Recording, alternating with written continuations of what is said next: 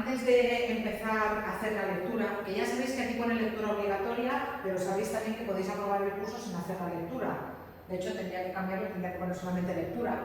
Es una lectura que vale el 20% de la nota. Si no lo hacéis, tenéis este 20% menos, pero ya está, no quiere decir que suspendáis el curso. Entonces, el apartado, lo que voy a explicar ahora, os dije que hace referencia a esta lectura y que antes de empezar con la lectura convendría que yo os la presentara. Eso es lo que voy a hacer ahora en esta parte de la clase, que es presentaros la lectura obligatoria. Os recuerdo que si entráis aquí, os vais a encontrar por una parte con el texto completo en PDF, que es si no queréis comprar el libro. Yo os aconsejo que compréis el libro, aunque me da un poco de rabia porque esta semana que Arturo Pérez Reverte, que es el autor, está presentando su nueva novela, se queja por el pirateo. No, está muy bien que se queje por el pirateo, pero ha dicho: yo antes de cada libro vendía 800.000 ejemplares y ahora de cada libro vendo solo 300.000. Y tú dices, vale, 300.000, le quedan más o menos de cada novela que vende entre 1,5 € y 2 euros. Es decir, le queda medio millón de euros. Eso digo después de impuestos y tal. Le queda medio millón de euros por vender 300.000 ejemplares. Hombre, es verdad que antes le quedaba 1,5 millones. Ya, pero bueno, en cualquier caso, aquí la tenéis en PDF, si la queréis comprar la compráis, a mí me sigue gustando más leer el papel, pero por si acaso aquí la tenéis. Lo que voy a hacer ahora, que es la presentación, lo tenéis aquí en forma de libro digital, y os recuerdo que aquí abajo tenéis cuestionarios por si... Ay, esto está al revés, esto tiene que ir el primero aquí y el segundo aquí. Cuestionarios por si queréis ir leyendo el libro por partes para que no os vayáis perdiendo. Son cuestionarios muy facilitos de hacer, 15 preguntas tipo test, y son solamente de esa parte. En el primer cuestionario habrá solamente preguntas de la primera parte, que lo veréis, en el libro están separadas. La primera parte se llama la cabalgada, la segunda la ciudad, la tercera la batalla y la cuarta la espada. Y si los vais haciendo y os van bien, ya tenéis el 50% de la nota del 20% de la lectura, y luego podéis elegir entre un control escrito o una presentación oral. Y aquí también tenéis un modelo de control y cómo voy a evaluar la presentación oral por si preferís hacerlo. La presentación. ¿Que no queréis hacer los cuestionarios y queréis hacer directamente el control o la presentación oral? Ningún problema. Mi consejo es que vayáis por partes, que si lo hacéis así os va a ir mejor, Venga, ¿qué os vais a encontrar en Siri? ¿Qué os vais a encontrar en Siri? Bueno, en primer lugar, Siri es obra de este señor, que se llama Arturo Pérez Reverte. Esta es una foto bastante reciente. Es un señor que hay que reconocerle que la edad lo ha tratado bien. A mí me parece más interesante ahora que cuando era más joven. En principio, él era periodista y de hecho yo lo recuerdo haciendo crónicas de guerra. Él cubrió, por ejemplo, la guerra de Yugoslavia, haciendo crónicas de guerra y jugándose la vida como reportero de guerra, hasta que, bueno, incluso luego tenía programas en televisión, hasta que ya dejó el periodismo y dejó los programas de televisión para dedicarse única y exclusivamente a la escritura, con mucho éxito. Vende muchísimo, escribe también en diferentes periódicos, diferentes revistas, es un hombre muy activo en redes sociales, se mete en todos los fregados, en todos los berenjenales que puede y en algunos más. Y además es académico de la Real Academia Española de la Lengua, pues yo creo que hace como 20 años. Hace mucha labor en la Real Academia Española de la Lengua con términos náuticos. Es muy buen navegante, tiene un velero, ya navega mucho, y él escribe novelas normalmente con algún misterio, tipo thriller, algo que tienen que resolver, y muchas de sus novelas, como Siri, son novelas históricas. Ahora hablaremos de la novela histórica, pero primero os voy a poner este book trailer, que es muy cortito, y más que nada por si nunca habéis visto un book trailer. Un book trailer es como un trailer de una película. Tú cuando vas al cine, antes de ver la película que has ido a ver, te ponen trailers de diferentes películas. Bueno, pues las editoriales también hacen trailers de los libros para animar a la gente a leer, igual que los trailers de las películas, para animar a la gente a ver la película. Y este de Siri es un muy buen trailer.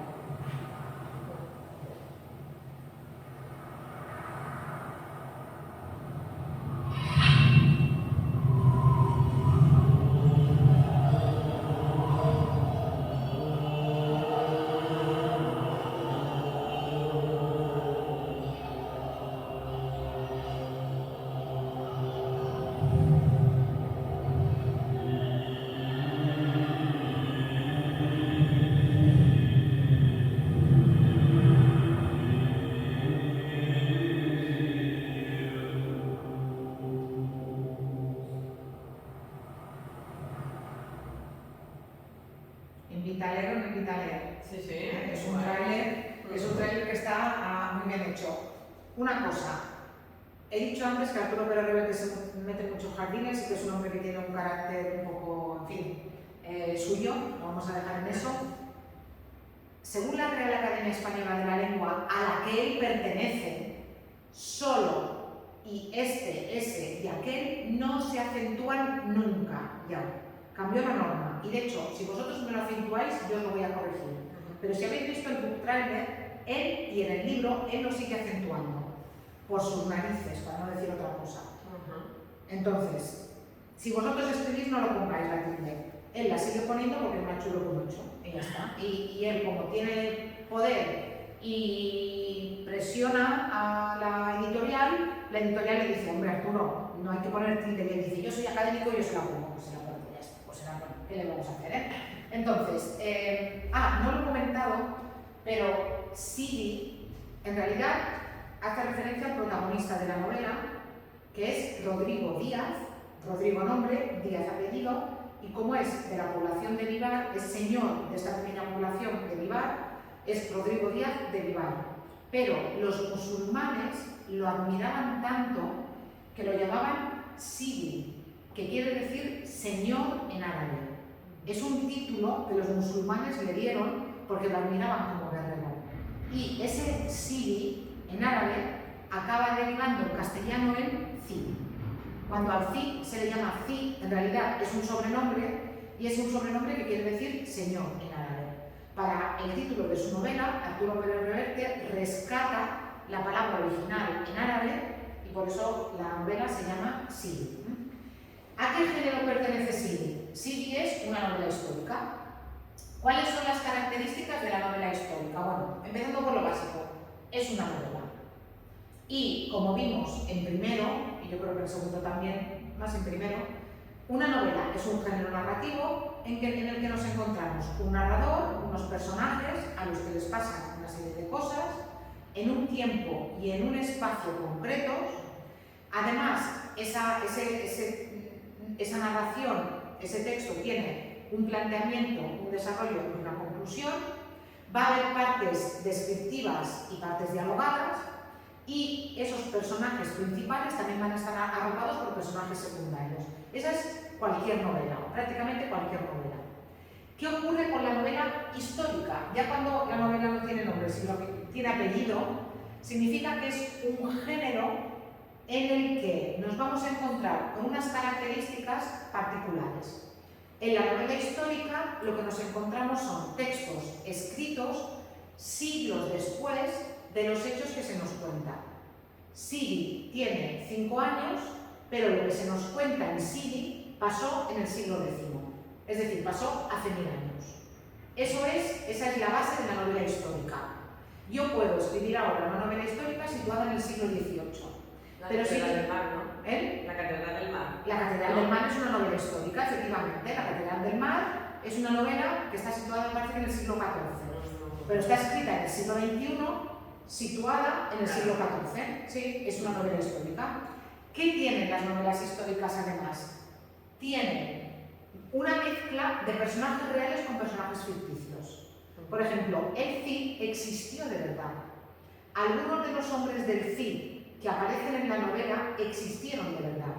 Pero, por ejemplo, hay un monje en la novela, ya veréis qué es lo que le pasa, o qué hace el monje ahí. Ese monje se lo inventa Arturo Pérez Reverte. ¿Qué más hay en la novela histórica? Hay una base real, pero luego hay hechos de ficción. La novela Sidi empieza con el Cid desterrado por el rey. El Cid ha hecho algo que ha enfadado mucho al rey y el rey lo ha desterrado. Sabemos por historia que el rey desterró al Cid de verdad, pero no sabemos por qué.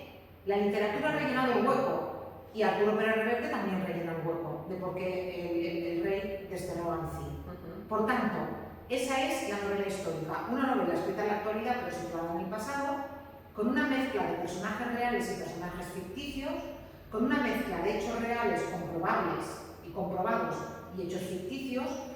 Los autores que escriben novela histórica normalmente se documentan mucho. Por ejemplo, en una novela medieval tú no puedes poner a alguien comiendo patatas o tomates, porque en aquella época todavía no se había ido a América, todavía no había patatas ni tomates, tienes que saber qué comía aquella gente, cómo vestía aquella gente, y normalmente se documentan mucho.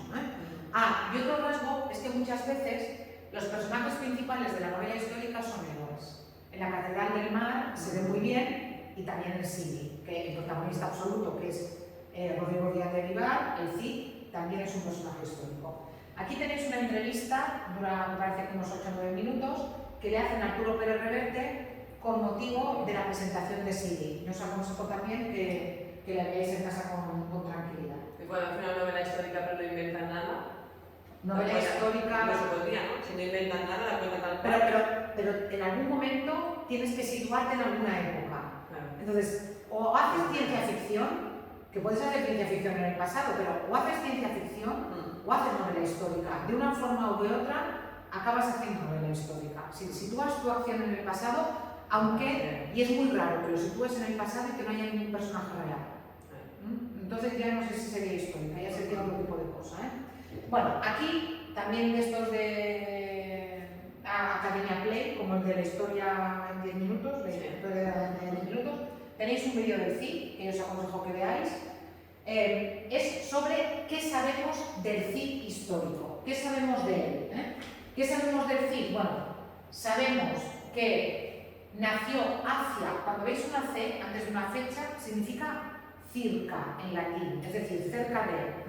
Nació hacia el año 1048, siglo XI, dicho antes del siglo XI, y sabemos, eso sí que lo sabemos seguro, que murió en Valencia en el año 1099. De hecho, cuando él murió, estaba como de gobernador de Valencia. Había conquistado Valencia a los musulmanes y él estaba de gobernador en Valencia. Y cuando él murió, la que se quedó de gobernador en Valencia fue su mujer. Es curioso, ¿eh? Bueno, fue un líder militar castellano, consiguió conquistar Valencia y estableció ese señorío independiente hasta que su esposa fue la que lo heredó y lo mantuvo hasta que ella también murió y luego ya pasó a dominio musulmán otra vez. Y algo muy importante es que, aunque la historia española, sobre todo más de derechas o más conservadora, nos ha vendido al Cid como un héroe cristiano y castellano, el Cid era un mercenario. Está documentado que él y sus hombres se alquilaban y a veces luchaban a favor de un rey cristiano contra un rey musulmán, pero a veces luchaban a favor de un rey cristiano contra otro rey cristiano y a veces luchaban a favor de un rey musulmán contra otro rey cristiano. Y eso se ve en Sidi. Lo único que no hizo nunca el Cid fue luchar en contra del rey de Castilla. Pero en contra del rey de León, vamos, en contra del conde de Cataluña, vamos, a favor de musulmanes, vamos, pero no en contra de su señor, que era el rey de Castilla. Aunque lo hubieran desterrado, aunque el rey no lo tuviera en cuenta, luego se ganó el favor del rey, pero aunque el rey no lo tuviera en cuenta, el Cid siempre se mantuvo fiel al rey, pero no siempre defendió esos valores cristianos y esos valores castellanos que nos pretenden hacer creer algunos. No fue así, él era un mercenario, y él se alquilaba y su ejército se alquilaba contra el que necesitara su espada. Luego es muy curioso porque el Cid consiguió casar a sus hijas con sobrinos del rey de Castilla, es decir, él, siendo de la parte más baja de la nobleza, era muy buen guerrero además, por eso los musulmanes le dieron el título de señor, y él ascendió socialmente y se hizo un hombre muy rico luego. O sea, él sí que por meritocracia supo aprovecharse.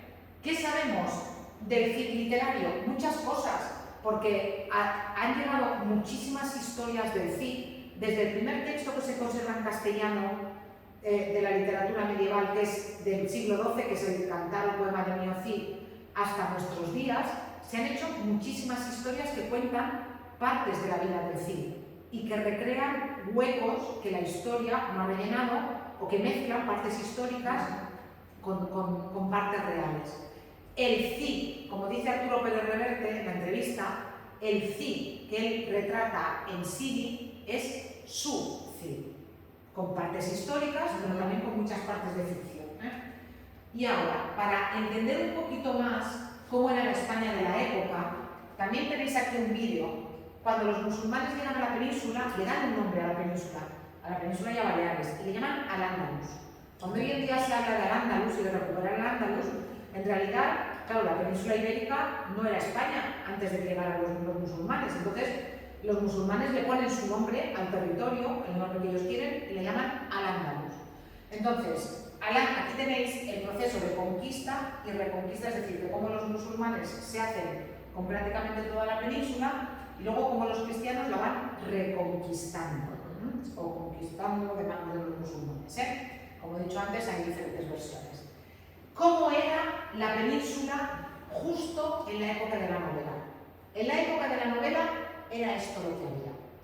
Todo lo que tenéis aquí en verde era Al-Ándalus, era musulmán.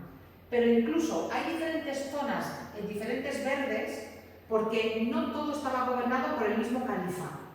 El califa era el rey musulmán, pero había 3 califatos diferentes, había diferentes zonas. Y veréis en la novela como, por ejemplo, el rey musulmán de Zaragoza era muy diferente a otros reyes. No cuento más porque no voy a hacer spoiler, Entonces, pero fijaos, las Baleares, en la época que está situada Sidi, que vendría a ser como el año 1050, no, 1080, debía ser una cosa así, 1080, 1090, la mayor parte de la península era musulmana, las Baleares eran musulmanas y después había diferentes reinos que luchaban por hacerse también con el poder. Cuando los castellanos expulsan hacia abajo a los musulmanes, al mismo tiempo van haciéndose hueco hacia los lados y luchan también contra navarros, contra aragoneses, contra barceloneses, contra fundamentalmente el Reino de León. Y al final Castilla va a tener tanto poder militar que van a acabar arrinconando a los leoneses y al final Castilla se va a convertir en el gran reino de la península juntamente con Aragón, que en aquella época era muy pequeñito, pero que poco a poco también se va expandiendo. Cuando los reyes católicos en el siglo XV unan, eso habría que ponerlo entre muchas comillas, España, en realidad lo que están uniendo es la corona de Castilla y la corona de Aragón, que eran las 2 coronas poderosas en aquella época. También estos pueblos hablaban su lengua. Los leoneses hablaban el asturleonés, no hablaban castellano, hablaban el asturleonés. Cuando Castilla se va imponiendo, también va a imponer su lengua. Por tanto, no va a ser solamente una imposición de lo militar, sino también una imposición lingüística. ¿Sí? Entonces, era así la península en la época del Cid.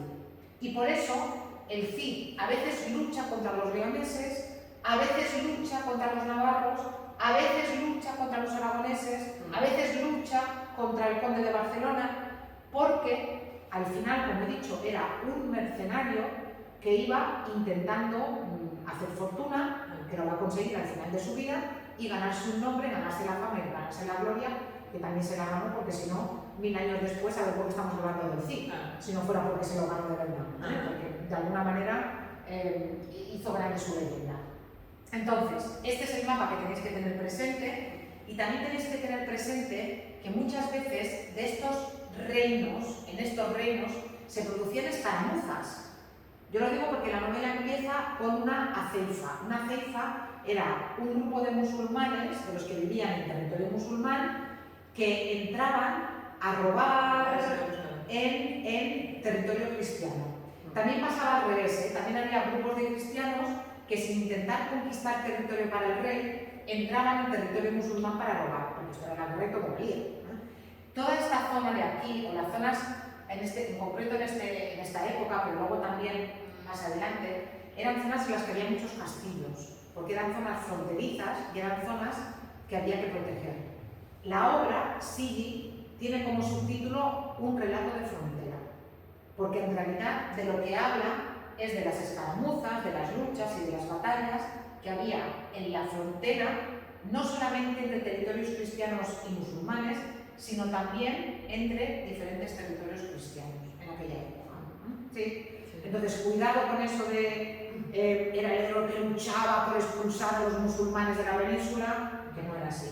Y eso está muy bien reflejado en la novela, ¿eh? Bueno, luego aquí a continuación tenéis 3 vídeos. Yo creo que es mejor que no los veáis hasta el final del libro porque hacen spoilers, hacen spoilers, entonces mejor que no. Este dice que es el resumen en 1 minuto, pero en realidad son 4 minutos. Y en realidad, más que resumen, lo que hace es dar un poco de opinión personal. Y estos dos de aquí, directamente, este habla de hasta qué punto el Cid que está retratado en el libro de Pérez Reverte es real o no, si tiene fidelidad histórica, y esto es una crítica, una reseña. Crítica no quiere decir mala, ¿eh? O sea, hacer una crítica de un libro puede ser una buena crítica. Entonces, ahora yo creo que ya estáis encaminados. Sobre todo, tened en cuenta lo que he dicho, que fue un personaje real, pero que está novelado por Pérez Reverte, y sobre todo tener en mente el mapa, cómo era la península en aquella época, porque si no, uno no entiende por qué está luchando ni contra quién está luchando el Cid.